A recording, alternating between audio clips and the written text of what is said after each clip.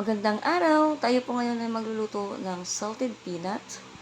Yan ang mga sangkap na gagamitin ko sa pagluluto ng salted peanut. Yan. At hiniwa na natin ang bawang. Ganyan kanipis ang pagkahiwa ko sa bawang. Depende na yan sa inyo kung gaano kakapal ang pagkahiwa nyo. Yan. Ilipat na natin siya sa bowl. Ilipat na natin. Yan. Tingnan nyo. Tingnan nyo yan. Ganyan lang kanipis ang pagkahiwa ko. Depende na sa inyo kung gusto nyong kapalan. At ilagay na natin sa mainit na mantika ang mga nahiwang bawang. Yan. Imekos-mekos natin hanggang sa maging golden brown. Yan. Kailangan imekos-mekos natin para hindi masunog. Maging pantay ang pagkaluto niya. Yan. At ito na. Ito na yung gusto kong pagka-golden brown niya.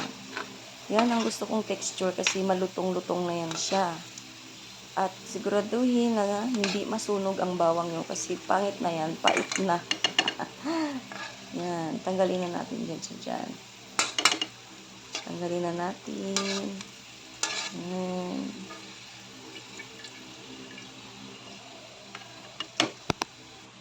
At yan na po siya. Diba? Ang lutong. Malutong yan. Oh, sarap yan.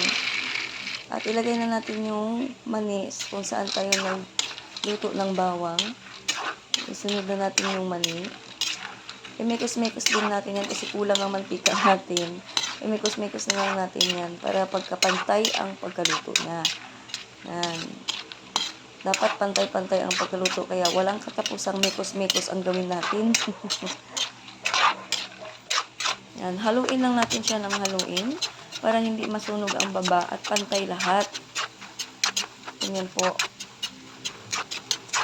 At medyo bilisan na lang natin dyan kasi maubos oras natin. At yan na po siya. Yan, ganyang brown po ang gusto ko. Mayroon dyan itim-itim kasi nilagay ko na yung sili. Yan, nasunog. Yan, nasunog siya. Pero hindi yan siya naka-apekto sa lasa. Kinuha ko na lang yan bago ko nirepack. Tinanggal ko yung mga sili na nasunog. At may watcher pa ako dyan, tingnan mo. Parang gusto nang kumain. Yan. So, tanggalin na natin. At yan, nalagyan ko na ng bawang. Actually, napatulo ko na yan siya. Ha? Wala na yan mantika masyado. So, nilagay ko na yung bawang. Hindi ko na video kasi nalobat ako. Yan. Nilagyan ko na rin ng iodized salt. Yan. Dapat iodized salt para pantay lahat ang may asin. Yan, sobrang sarap. Yan. Thank you for watching.